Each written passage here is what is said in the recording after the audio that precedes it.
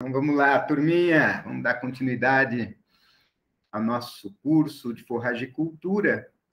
Nós vamos entrar agora, após o módulo de estabelecimento da pastagem, agora um módulo que trata da utilização. Então, já formamos a pastagem, aquela que estava degradada lá, né? E agora vamos ver qual a melhor forma de utilizar a pastagem, ou seja, a colheita, ou seja, o pastoreio, né? A condução do pastejo dos animais nas áreas de pastagem. Então, a gente passa agora para uma atividade que ela tem lá um fim operacional essencialmente técnico, né? Mas ela necessita de uma abordagem gerencial em primeiro lugar. Assim como um agricultor lá tem toda a gestão, né, de qual talhão ele vai entrar colhendo primeiro, a distribuição das colhedoras que ele tem, né, nos talhões, conforme lá o cultivar, a precocidade, né, desse cultivar, o ponto de colheita, enfim, várias coisas são levadas em consideração na hora de colher uma lavoura lá de soja, de trigo, de milho. Não seria diferente na hora de colher, né, pasto, né? E aí, lembrando que nós não estamos pensando em colher somente uma quantidade de forragem, mas sim uma quantidade de nutrientes compatíveis com a exigência das espécies, das categorias animais que a gente está trabalhando. Bem, então eu trago essa imagem, né, que eu repetidamente coloco ela como um slide final das minhas aulas, né, porque essa é a essência. Essa é a essência da produção animal a pasto, né? No entanto, quando talvez a produtividade não tivesse tanta importância econômica e tal, porque aí é um ambiente sem cercas, né? É a exploração do ambiente natural, lá na sua essência, né? Então, aí o homem que conduzia os rebanhos, pastoreava os rebanhos, né? Tentando fazer o quê? Tentando nutrir esse rebanho, que a gente poderia falar pastando esse rebanho, levando esse rebanho a pastar de forma a ter oportunidade de encontrar a quantidade de nutrientes que as categorias, né, as espécies precisam. Então, levando em consideração preferência dos animais, abundância da forragem nas áreas, o ciclo das plantas, das diferentes espécies, né, que compõem esses ambientes naturais, né, o estado fisiológico dos animais, né, se estão, a maioria das ovelhas paridas, né, ou já com os cordeiros maiores. Claro, a época do ano, né, está no inverno, no outono, na primavera, no verão. Então, muitas informações aí a respeito do clima, da vegetação, do relevo, né, dessas áreas de pastagem, as plantas forrageiras que compõem esse cardápio e os animais que esse gerente de pasto aí moderno, né, o pastor, né, tem nos seus ambientes. Então, nós também temos que trazer isso hoje, né, para os nossos sistemas produtivos, né, de uma forma a gerenciar toda essa complexidade, aí utilizando planilhas, né, outros softwares, etc. e tal, que esse pastor aí tinha tudo na cabeça, não é mesmo? Só pastoreando os animais. Então, na verdade, o que a gente busca com muitas ferramentas hoje em dia, e estrutura e tudo, é fazer o que esse cara fazia, né? Porque o que houve em termos de gerenciamento do pastejo foi uma involução ao longo do tempo, tentando, numa tentativa de simplificar os processos, que são complexos, por essência, né? Então, vamos lá. No artigo que eu passei para vocês, como um artigo de reflexão, né, em relação ao tema, que é do professor Paulo Carvalho, lá do Rio Grande do Sul, foi uma apresentação dele aqui em Maringá, em 2019, no Simpapasto, né? Então, onde ele coloca esse ponto de vista, né? Que um pastor lá, né, que está pastoreando as suas ovelhas, isso não estou falando só do passado, porque existem ainda no mundo muitos sistemas pastoralistas, né? Que realmente funcionam como funcionavam há 10 mil anos atrás, né? Onde exatamente esse pastor, para cada época do ano, ele já tinha na cabeça dele todo o dia, a programação do dia que ele ia fazer com um lote de ovelhas, conforme a época do ano, as plantas, o estado fisiológico desses animais. Ele tinha lá uma sequência de deslocamento do rebanho, né, a partir de um lugar aí de descanso, né, e ele maneja ou conduz esse rebanho conforme a preferência do rebanho, né, conforme o nível de palatabilidade das plantas que estão distribuídas nessa área de pastagem, né, e a abundância dessa forragem na área de pastagem.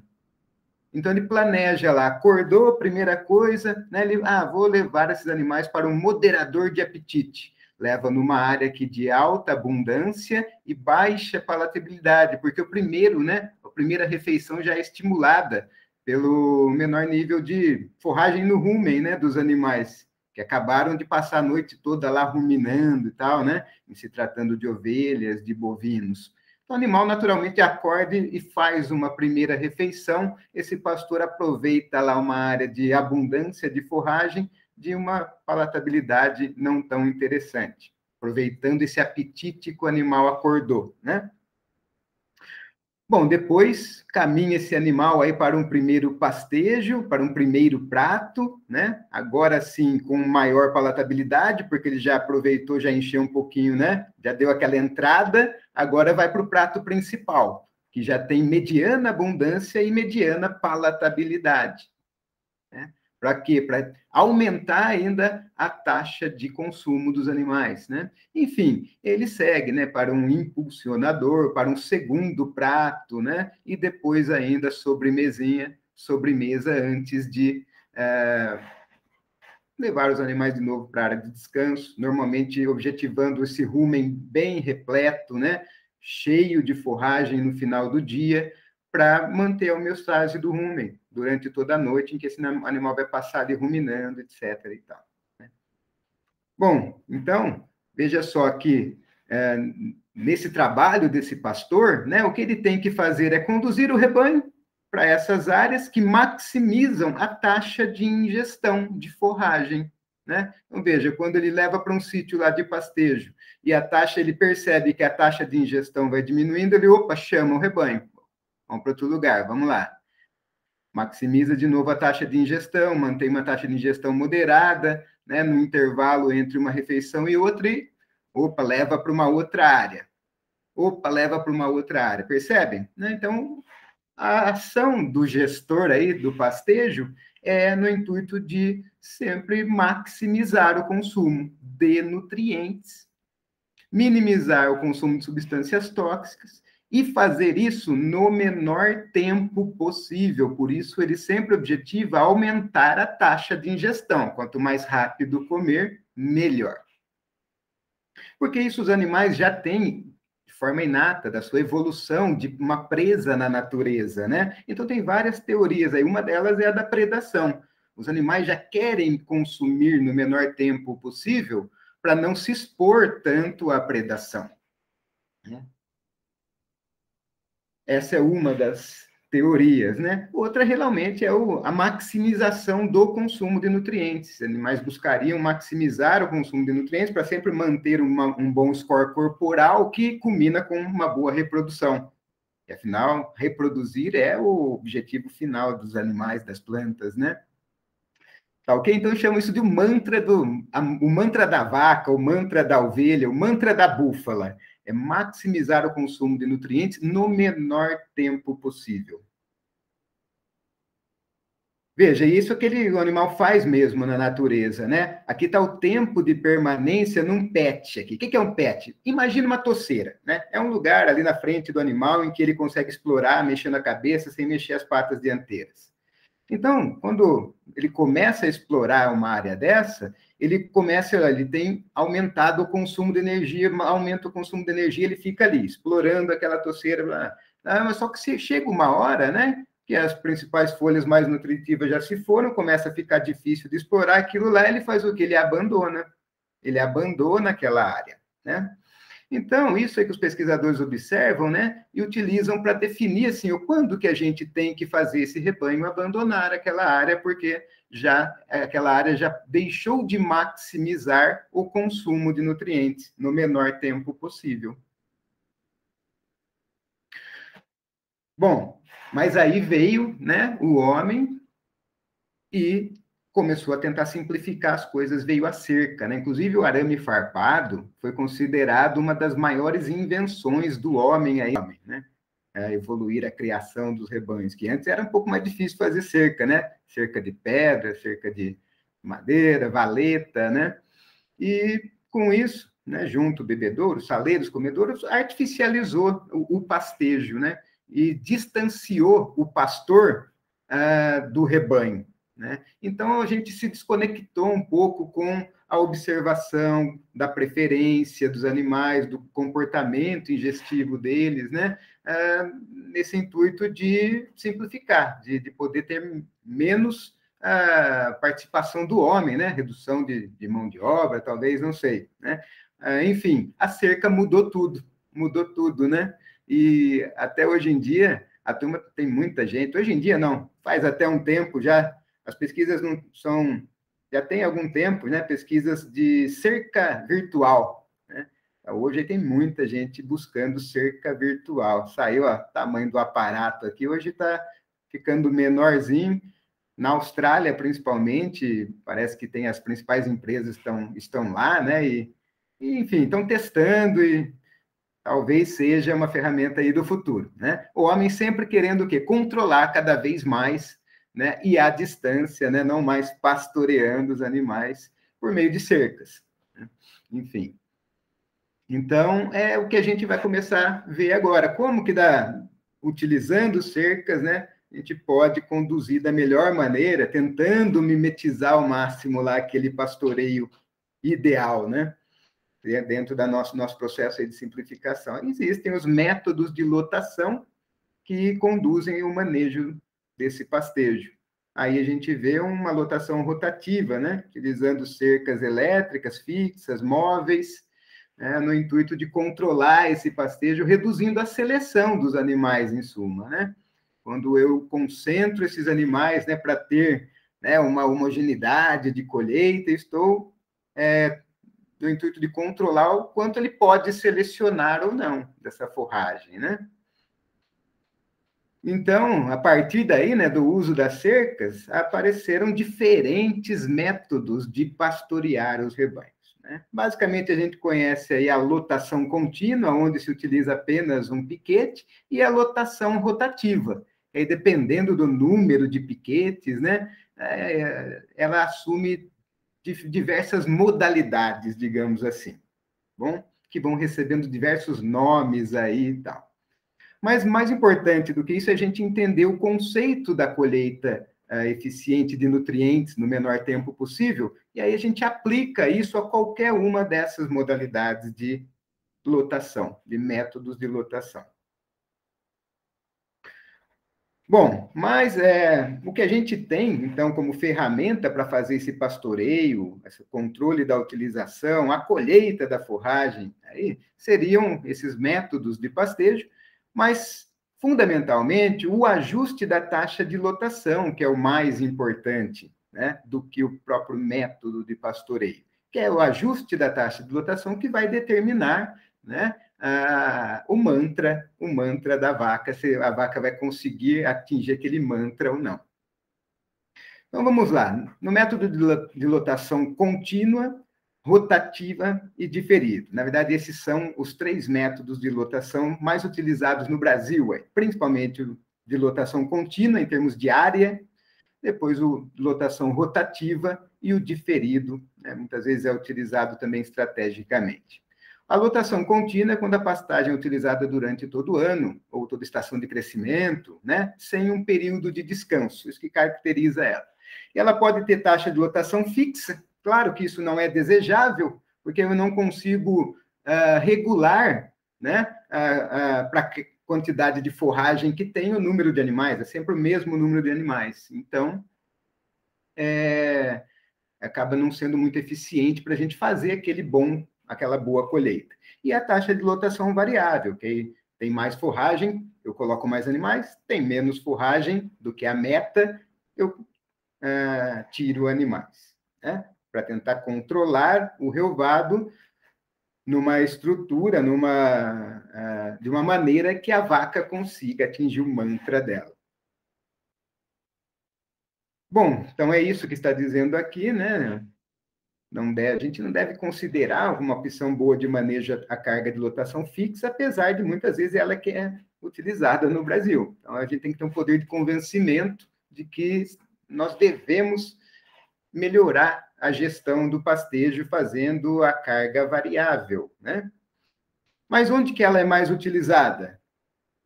Em sistemas extensivos. Então, é mais comum encontrar esse tipo de manejo em áreas de Pantanal, áreas de pastagens que já são maiores mesmo, 100 hectares, 150 hectares, 500 hectares, e aí se estabelece mais esse manejo de lotação contínua, com carga fixa, sistemas mais extensivos. Né?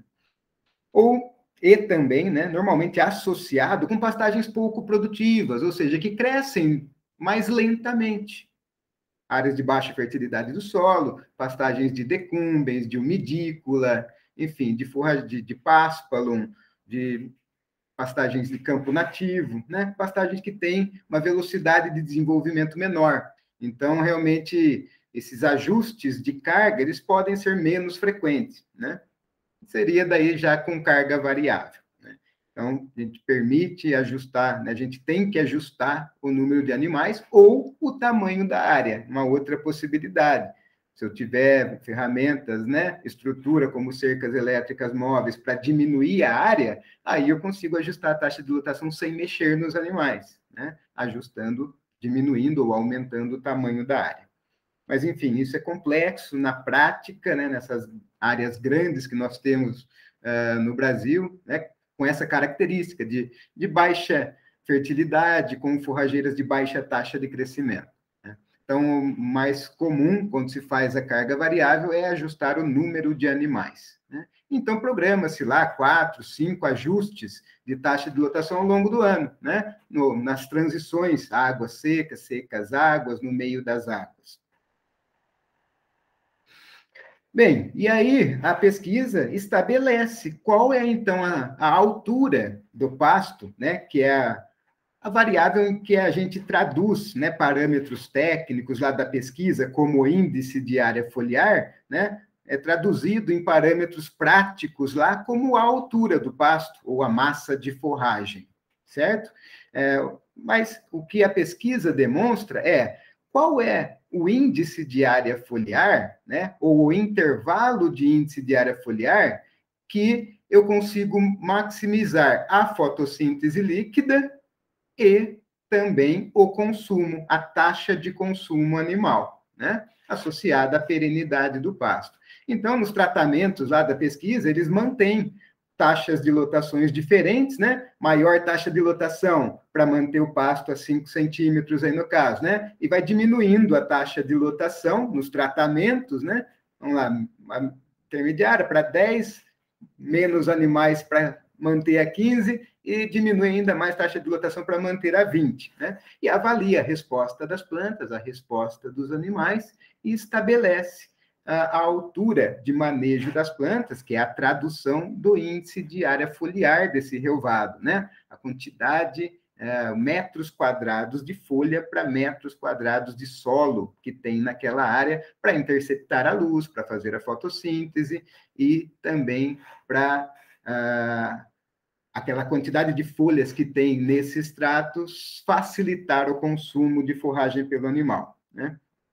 Então, aqui nesse exemplo desse experimento, né, de Pinto em 2000, nós temos aqui o crescimento bruto de forragem, né, para as alturas de 5 centímetros, que foi mantido o relvado, 10, 15, 20, né? Então, veja que tem pouco índice de área foliar, faz pouca fotossíntese e já cresce bem pouco por dia, né? Está limitando a produtividade essa altura baixa do relvado, né? Aí, quando a gente vem para 10, 15 centímetros, 20 centímetros, nós aumentamos a fotossíntese bruta, né? Mas também começa um maior aumento da senescência, Começa um sombreamento da base da planta e mais folhas morrem. Então, é o que estabiliza o acúmulo líquido de forragem nessa faixa, entre 10 e 20 centímetros de altura. Então, se estabelece como essa margem de taxa de lotação como uma margem que atende o mantra da vaca e atende também às necessidades da planta.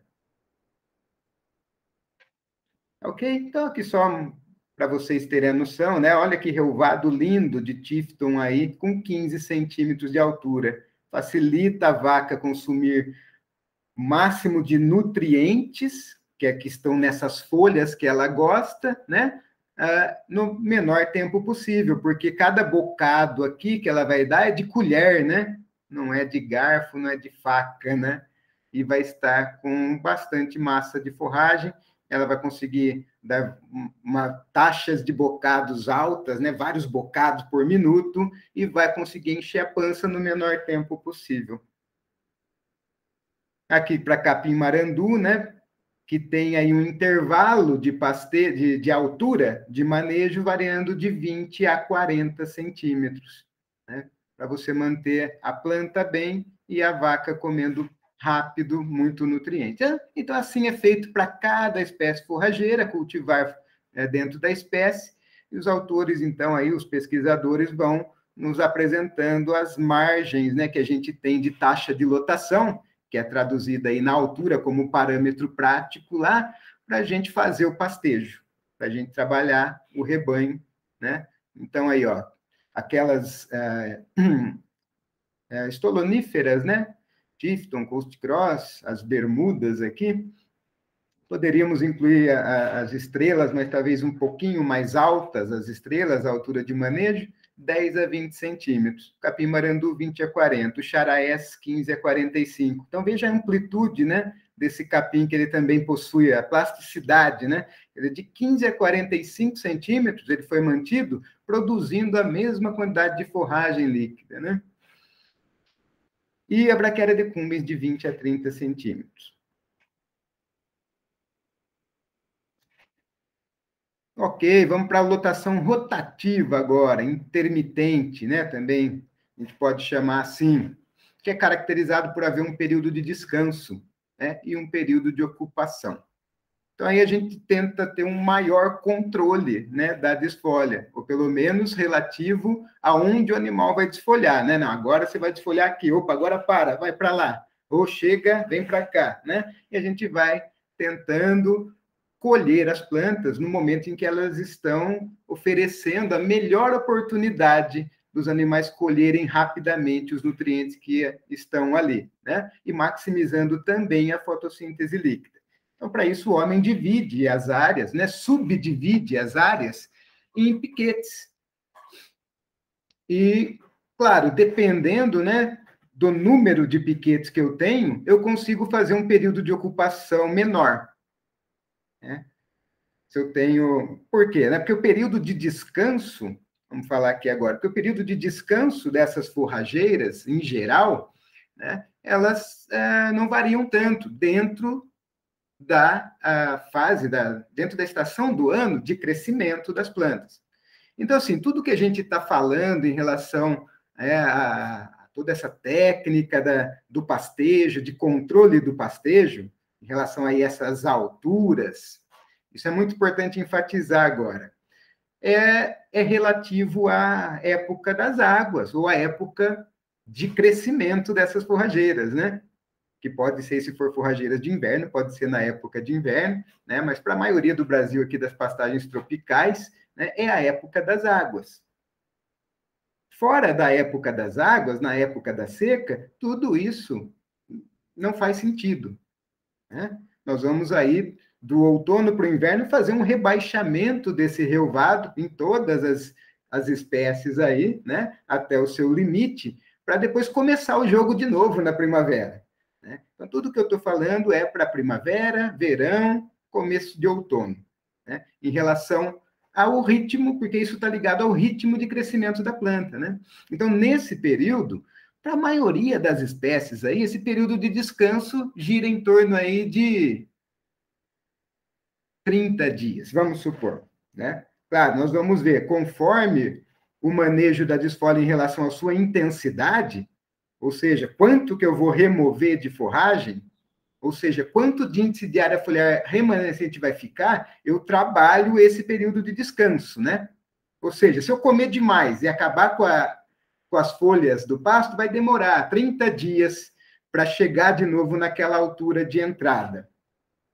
Agora, se eu arrancar só um pouquinho de folha, ficar um monte de folha remanescente, 15 dias chega, né? Então, tem essa questão, né, que determina o período de descanso, né? E aí, o período de ocupação, então, fica dependente do número de piquetes que eu tenho. Quanto mais piquetes eu tenho, consigo fazer, né, períodos de ocupação cada vez menor, e muitas vezes se trabalha período de ocupação até menores do que um dia, né? Troca de piquetes a cada 12 horas, 3 vezes por dia, né? E principalmente em sistemas leiteiros aí. Bom, vamos lá. Recomendado. Lotação rotativa, sempre para plantas eretas com alongamento precoce de colmos, forrageiras de alta taxa de crescimento, em sistemas adubados e irrigados. Então, você está com uma forrageira que é Fórmula 1, é difícil manejá-la bem toda a área da pastagem na lotação contínua, muito difícil. Capim-elefante, capim-mombaça adubado, zuri, quênia, andropógon, adubado, etc. e tal, né? Essas plantas que a gente já viu, então precisam desse tipo de lotação para a gente realmente ter um maior controle e colher melhor, principalmente a área toda, né? Não ter sobra de forragem lá no fundo do pasto, bate demais o pasto aqui perto da água, né? Que acontece normalmente na lotação contínua. Então, aí como que os pesquisadores aí abordaram, então, o manejo da desfolha na lotação rotativa, né? Então, de novo, ó, acompanhando o índice de área foliar do pasto, né? Eles foram avaliando aqui a interceptação luminosa do relvado, quanto de luz que chega às folhas, né? O relvado ali, o pasto, está interceptando. E o que eles verificaram, né, e para várias espécies aí, é que chega um momento de índice de área foliar que intercepta 95% da luz que chega, que a planta muda o padrão de crescimento dela. Ela para de colocar folha e começa um processo de alongamento dos colmos. Para quê? Para justamente distanciar as folhas e entrar luz, né? Ela está sendo muito sombreada na base, por isso está senescendo também. Então, se concluiu que, opa, quando as plantas atingem esse momento aqui, que interceptam 95% da luz, é o ponto máximo que eu tenho que deixar esse pasto rebrotando. Ou, em outras palavras, eu tenho que entrar colhendo imediatamente, né? Esse seria o momento limite, porque depois eu paro de produzir folhas, eu tenho mais colmos, eu tenho mais folhas mortas, e também o animal começa a ter mais dificuldade de colher essa forragem nesse pasto tão alto, certo? Então, se estabeleceu esses limites para cada cultivar aí. Limite máximo de rebrota. É o momento que eu teria que entrar com o pastejo, né? Ok? Então, aqui, por exemplo, para capim-mombaça, isso ocorre por volta de 90 centímetros, é o máximo. No entanto, os pesquisadores verificaram que tem uma amplitude aqui, né? Tem uma margem aqui que não vai ter prejuízo, nem de crescimento vegetal e nem do consumo dos animais. E isso, na média, aí, vamos falar, estaria em torno de 25% da altura máxima. Me daria aí uma flexibilidade de manejo, né? Então, por exemplo, se aqui é 90, eu posso entrar aí com 80, com 75, que eu não vou ter problemas, né? Não vou ter perda de eficiência aí, de produção vegetal e nem de consumo animal, tá? Então, a gente tem essa flexibilidade para a altura de entrada, certo? Aqui para Capim Tanzânia, né? O mesmo comportamento, vejam, produção de lâminas foliares vai aumentando, quando o capim começa a interceptar 95% da luz, aumenta a produção de coume de material morto. Então, para capim Tanzânia aqui, essa altura de 70 centímetros, né, é o máximo que a gente deve levar a rebrota do capim Tanzânia, certo? E aí, aquilo que eu estava dizendo, né, como que a gente daí pode trabalhar o período de descanso que é preciso para atingir de novo essa altura de 70, trabalhando até qual altura eu faço o pastejo, né? Veja que aqui, quando o pastejo foi feito de 70 para 50 centímetros apenas, né, levou de 20 a 29 dias para chegar em 70 centímetros de novo. Agora, se de 70 eu abaixei até 25, com uma taxa de lotação maior, né, precisou de 32 a 43 dias para retornar aos 70 centímetros. Então, isso do ponto de vista da planta, né, do gerenciamento, né, da sua colheita, esse impacto no período de descanso. Né? E do ponto de vista do animal, né, porque o animal ele colhe a forragem como está representado aqui, né, como se fossem em camadas, né? E é muito interessante uma lei que existe que o animal ele aprofunda o bocado dele a metade da altura do que ele encontra na frente. A metade, tá? E a massa de forragem importante é muito influenciada, a massa de forragem de cada bocado é muito influenciada por essa profundidade. Uma vez que a área do bocado não dá para mexer muito, né? Depende da boca do animal, né? Até do hábito dele comer utilizando a língua e tal. Não dá para mexer muito na área de cada cilindro daquele que representa cada bocado. Mas a profundidade eu posso manipular. Porque se ele consome sempre metade do que ele encontra, eu só preciso apresentar para ele uma altura certa para que esse bocado, principalmente o primeiro bocado, tenha uma boa profundidade. E ele remove esse bocado. Ele removeu todos os bocados desse primeiro extrato, né? Teoricamente, todos, tal. Ele passa para o segundo extrato. Só que aí os bocados, vejam, diminuem de profundidade. Então, diminui a massa, diminui a velocidade com que ele consome. Então, ele já começa a ficar incomodado, né? E o animal responde exatamente assim, diminuindo a taxa de ingestão. Opa, lembra do mantra? Consumir o máximo de nutrientes. Onde está a maior concentração de nutrientes aqui?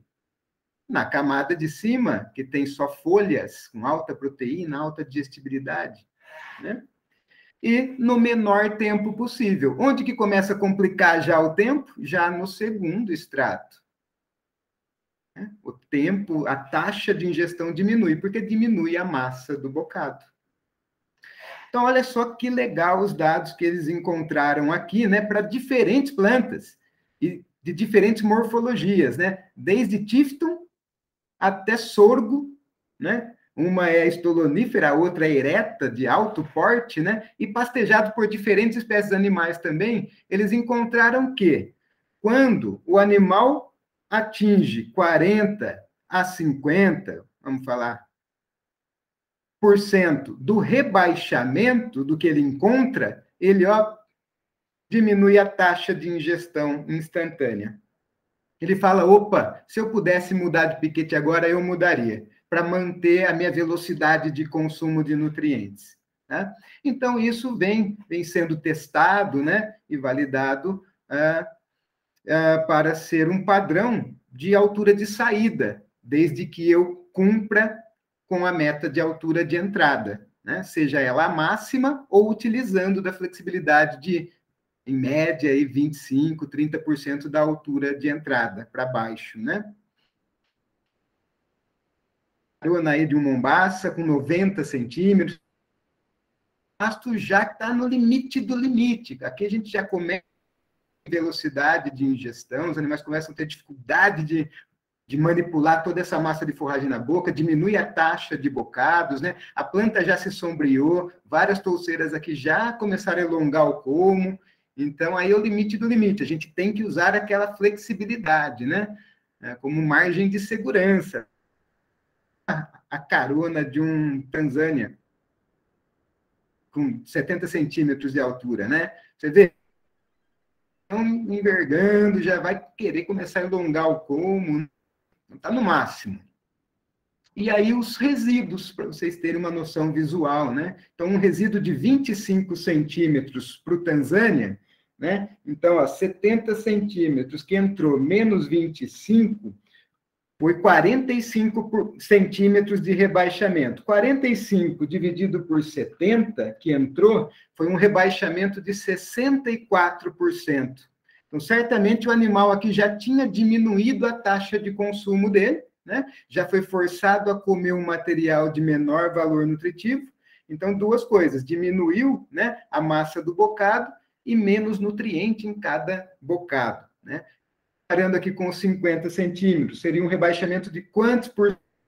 Então, 70 menos 50 de 20, 20 dividido por 70, um rebaixamento de 28 centímetros, né, do que o animal, 28%, né? 30% aí arredondando. Então, aqui vou ter um tempo de descanso bem mais curto, né? O animal vai voltar mais rápido na área, comparado com aqui. Outra coisa importantíssima na hora de decidir esse resíduo é levar em consideração também a fertilidade do solo, né? Ah, mas por quê? O que tem a ver? A gente mexeu nessa taxa de lotação, não é só o componente vegetal e animal que se alteram, não, o solo também, a ciclagem de nutrientes também, né? Porque nesse cenário, eu deixo mais folhas senescentes, né, para o solo, para ciclar no sistema, né? Aqui eu deixo menos, né? Então, aqui eu diria um sistema mais dependente de fertilidade do solo, né? Aqui eu mexo bastante nas raízes, né? Eu paraliso o crescimento de raízes, a planta vai ter que, então, ter um rebrote a partir de substâncias que ela armazenou, né? Aqui já menos. Aqui o rebrote já é mais a partir de um índice de área foliar residual interessante. Então, eu mantenho mais sistema radicular, mantenho mais os níveis de carboidratos e proteínas de reserva, né? E o tempo de rebrote, como eu falei aqui, é bem mais rápido, né? Eu já parto aqui com uma fotossíntese interessante. Bom, aqui, ó, o que acontece, né? Você perde de entrada, aí também não adianta consideração, né? Não consegue rebaixar mais o resíduo. A altura de entrada é fundamental, né? A gente acertar sempre para conseguir ter um bom resíduo. Senão, aqui, ó, o resíduo quando errou a altura de entrada, às vezes fica assim mesmo. E aí não tem mais o que fazer, tem que entrar alguma alternativa aqui, roçar, porque às vezes forçar o animal a comer isso daqui, ele vai ter baixíssimo desempenho, né? Bom, enfim.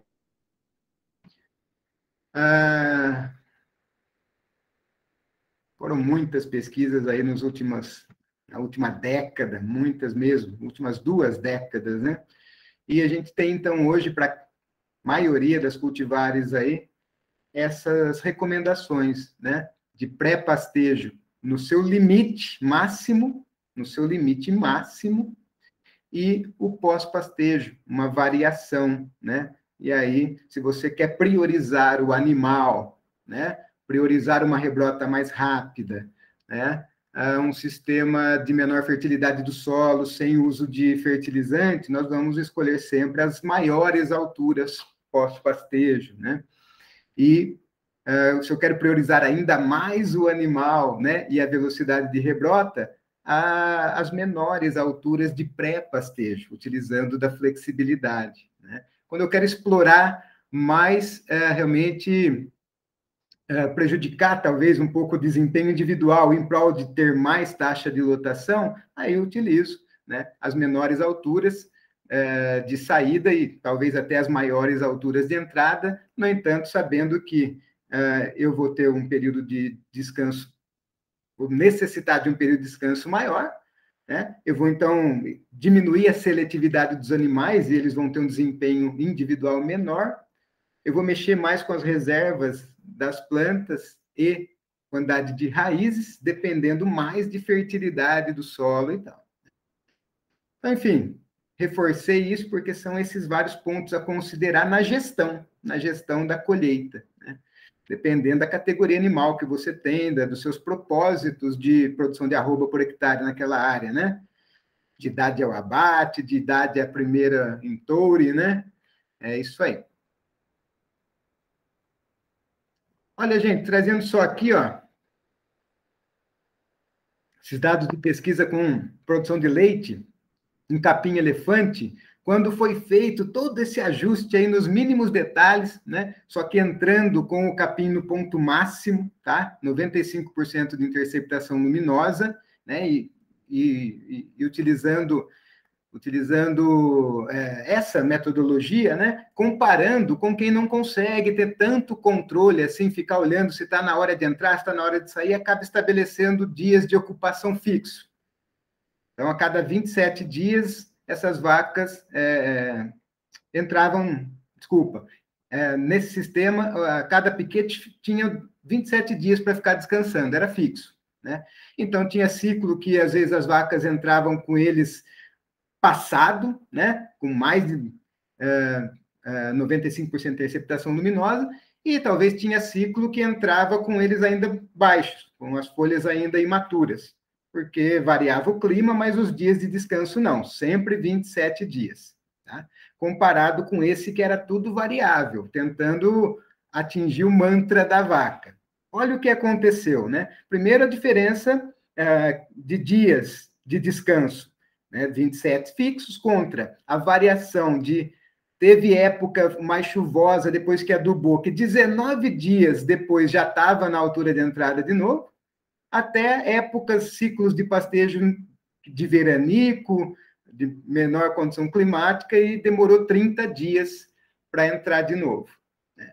Mas quando se respeitou isso, olha a diferença de produção de leite por vaca dia, de mais de 2 quilos, né? Diferença em taxa de lotação, porque aqui aproveitou mais, quando estava o pasto crescendo mais, colocou mais vaca, aproveitou disso, no outro não. Quando estava crescendo mais, prejudicava a vaca, que ela tinha que entrar com o pasto passado, né? Então, teve diferença também na taxa de lotação. Aí, diferença em desempenho individual, mais diferença em taxa de lotação, ambas positivas, aumentou em muito a produtividade de leite por hectare, né, por dia, aqui esses valores, 114 litros de leite por hectare por dia contra 75. Né? Então, assim, será que vale a pena investir no manejo do pastejo para ter um gerente de pasto lá, de olho, monitorando? Acho que dá, né? E aí, esse experimento foi repetido no outro ano e tiveram resultados semelhantes. A lotação rotativa, ela apresenta, no meu ponto de vista, várias vantagens em relação à lotação contínua. Uma delas é o melhor acompanhamento da condição da pastagem e do animal, né? Você monitora, você vai no lote mais vezes, né? Segunda, a distribuição mais uniforme dos excrementos. Então, você tem menor exportação de nutrientes dentro da pastagem. Você melhora a ciclagem de nutrientes. Você fica menos dependente de fertilizantes externos.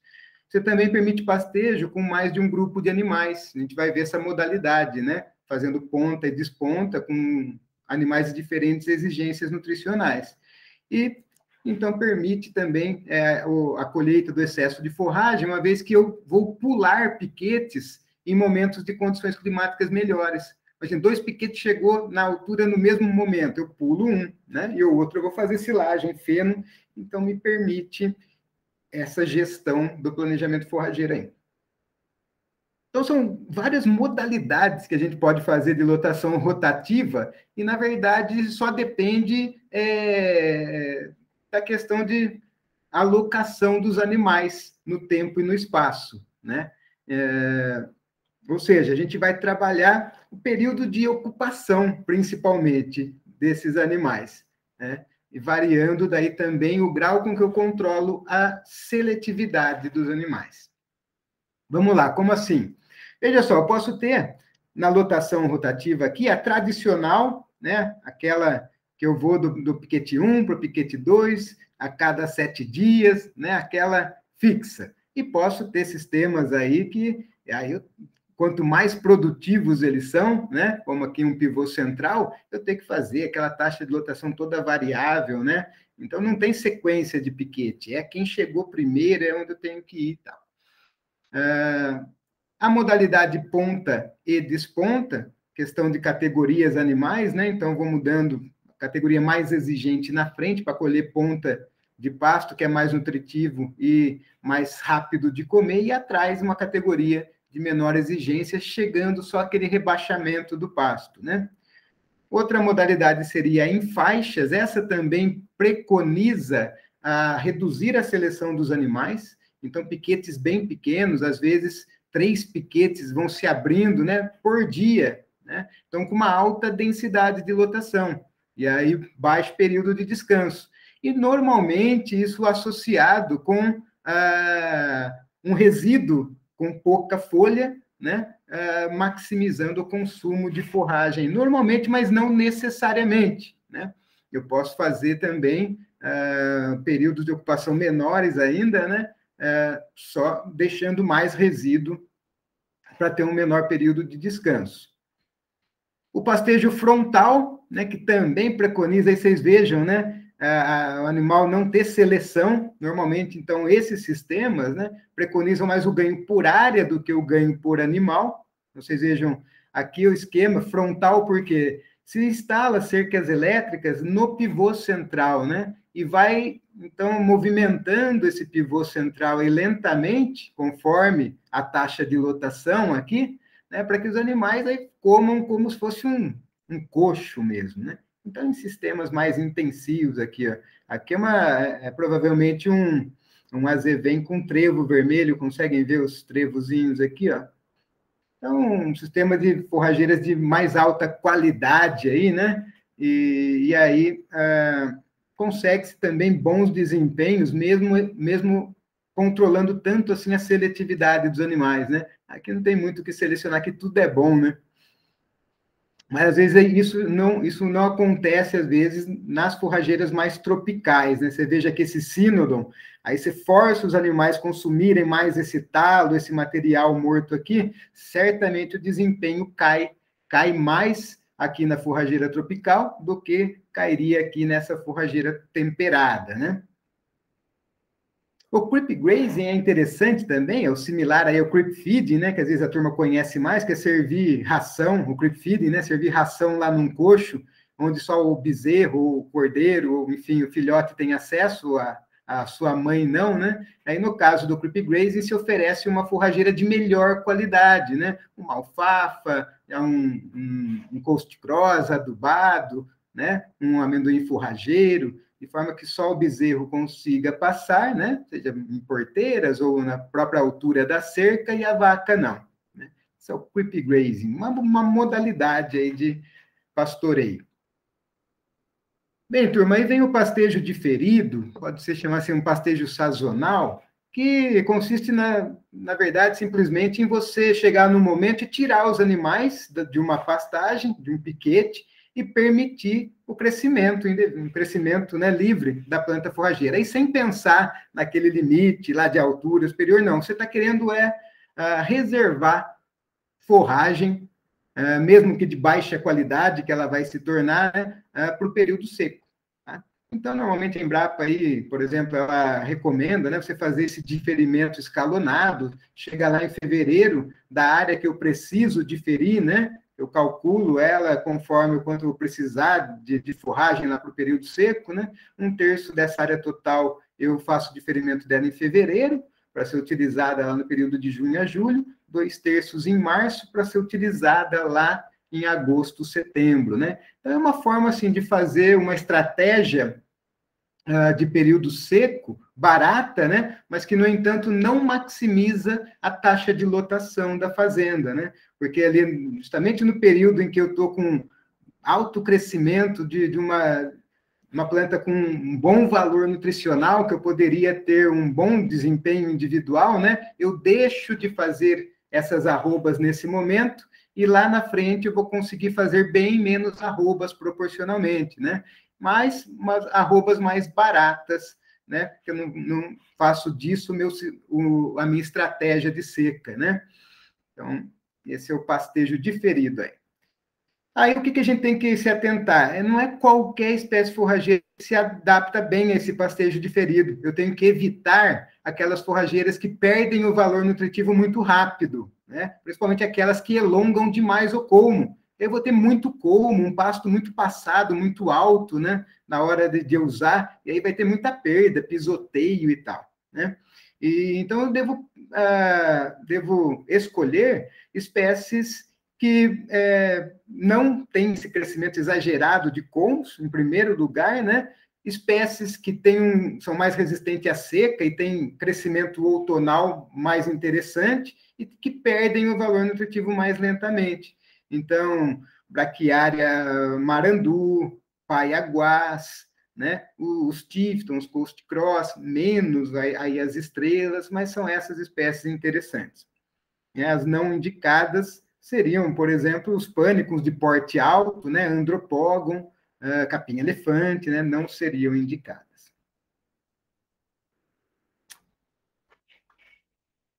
Turminha, então, assim, viram que, no final das contas, mais importante do que o método, né, de pastoreio aí, é o ajuste de taxa de lotação para o que você quer, né, para o seu propósito. Se é mais ganho de peso individual, né, eu tenho que aliviar a taxa de lotação, né, mais pro lado de um subpastejo, não entrando na faixa de subpastejo, né, mas eu tenho que aliviar a taxa de lotação para ter uma maior oferta de forragem e permitir, então, maior desempenho individual. Se o meu objetivo é ter um maior ganho por área, eu vou prejudicar um pouco o ganho individual dos animais, né? Para atingir o maior ganho por área, aumentando a taxa de lotação, reduzindo um pouco a oferta de forragem. Então, aí que eu falo, né? É o joystick que você vai fazendo com a taxa de lotação para atingir os seus propósitos lá da sua criação, né? Assim, já para finalizar, turma, já entrando num resumo, né? Eu brinco assim, né? Pego a comparação, né? Da parte aérea da nossa pastagem, do pasto, né? A parte aérea do pasto é como painéis solares, né? E aí tem uma mistura de folhas novas e folhas velhas, né? Aqui está o painel solar mais sujinho, né? Então, folha nova tem maior eficiência fotossintética, né? E também é mais nutritiva. Folha velha, menor eficiência fotossintética e menos nutritiva, né? E o nosso sistema radicular, que é um monte aí de bomba de chimarrão de tereré, né? E tem suas características aí de massa, de área, de profundidade, de reservas de carboidratos, de nitrogênio e tal, né? E, e aí, a ação do gerente de pasto, que é o pastor moderno aí, é nada mais do que controlar, né? A quantidade de painel solar para ter eficiência de produção vegetal, né? E também de produção animal, que é conforme o que eu ofereço para o animal, né? E aí, o quanto eu removo dessa forragem, eu estou manejando a quantidade de bomba de tereré que eu tenho, né? Então, com pastejos mais drásticos, eu vou reduzindo a quantidade, a capacidade de absorção de água e nutrientes, né? Eu trabalho mais a parte radicular. Com pastejos mais lenientes, eu manejo melhor a rebrota a partir dos meus painéis solares, né? E não mexo tanto, né, lá na minha bomba de tereré. Então, nessa comparação, né, é como se a gente tivesse nosso relvado assim. Se eu mantenho ele lá na lotação contínua com 10 centímetros, é isso que eu estou fazendo com o meu relvado. Estou colocando minhas bombas de tereré mais superficiais, explorando um menor volume de solo. Eu estou colocando um baixo índice de área foliar, né? Apesar dessa forragem ser de alto valor nutritivo, só com maioria aqui é painel solar novo, limpinho, né? Então, não intercepta muita luz solar, mas tem boa qualidade, tem bom valor nutritivo, né? No entanto, tem uma limitação física de consumo, então não adianta. Eu posso, numa situação dessa aqui de 10 centímetros de altura, isso daqui é um exemplo de um capim-marandu, né? Que a gente viu lá, o ideal é de 20 até 30 e 40, Então, no capim-marandu com 10 centímetros, o animal vai ter uma profundidade aqui, no primeiro extrato de 5 centímetros, e depois só de 2,5 centímetros. Acabou. A gente limitou fisicamente o consumo do animal. E aí ele não vai atingir o mantra dele, e aqui ainda o pasto vai se degradar, né? Porque mexeu com raiz, índice de área foliar baixo, vai começar a ter muita planta invasora. Aqui a gente degrada o pasto. Aí, se eu reduzo a taxa de lotação, permito que o pasto cresça mais, eu estou, né, permitindo até que ele senesça um pouco mais, né? Vou melhorar aqui a ciclagem de nutriente, dou uma aliviada nele, ele já cresce um pouco mais de raiz, né? E eu começo a oferecer um pouco mais de profundidade de bocado e com bom valor nutritivo. Se eu avanço, reduzindo a taxa de lotação, eu permito maior crescimento aí de bomba de tereré, exploro melhor os solos. Claro, se eu tiver tirado o alumínio, se eu tiver elevado o pH, aumentado o enxofre, etc. e tal, né? E permito, então, que a planta cresça aqui, o animal aprofunde o bocado, né? E ainda eu tenha um bom valor nutritivo e com facilidade de colheita. Veja que as lâminas foliares estão mais compridas, né? O painel solar está mais largo, né? E já começa um pouquinho mais aqui de mortalidade da base. É o limite que a planta entende que ela precisa começar a elongar o colmo. E aqui já é uma condição a evitar, né? Aquela que daí já sombreou demais, perdeu o valor nutritivo.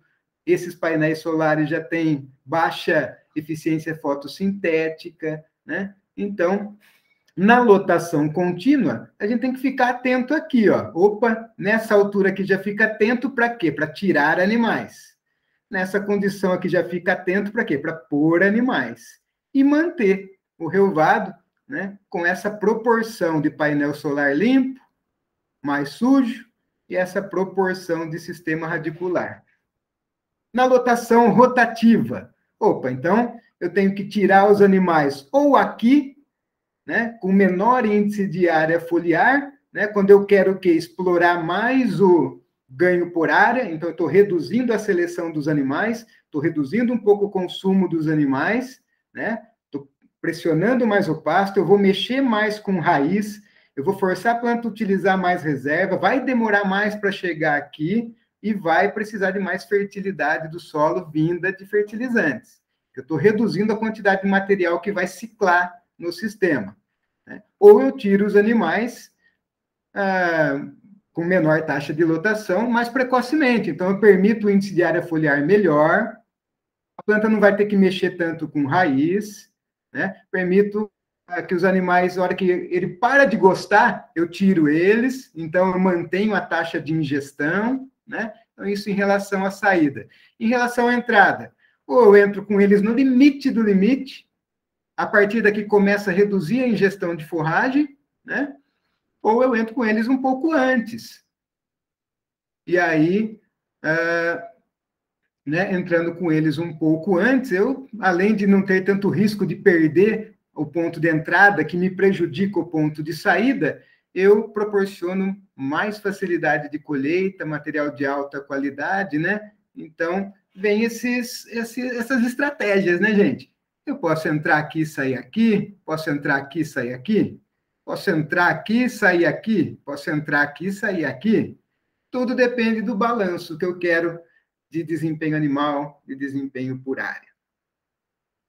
Então, resumindo, o gerente de pasto da modernidade continua tendo que ser um bom garçom, que conhece as necessidades dos seus clientes. Quem são os clientes? O solo, a planta e o animal, né? Então, se aqui fosse o índice de área foliar, a interceptação luminosa, a altura do pasto, a massa de forragem, né? É quando onde que eu tenho que servir, né? O meu cliente.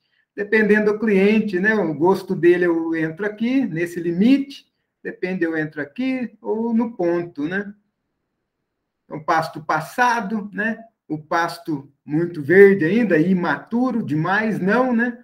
Se eu ficar só batendo o pasto quando ele está imaturo ainda, eu vou degradar, né? Isso gera fome indevidamente, gera fome assim sempre, por quê? Porque aqui eu tenho uma limitação física de consumo, né? O animal não consegue ingerir o que ele precisa, porque a altura do pasto, a baixa massa de forragem está limitando, apesar de ter bom valor nutritivo, né? É uma limitação física. No outro extremo, o pasto pode até empraguejar, porque vai diminuindo a população de plantas, vai ficando entocerado, fica difícil de comer, então tem uma limitação físico-química para o consumo, né? A química, né, porque esse pasto está mais fibroso, né? E física também, porque esse pasto mais fibroso enche o rumen. E com enchimento ruminal, esse animal não consegue mais ingerir essa forragem que está passada, né?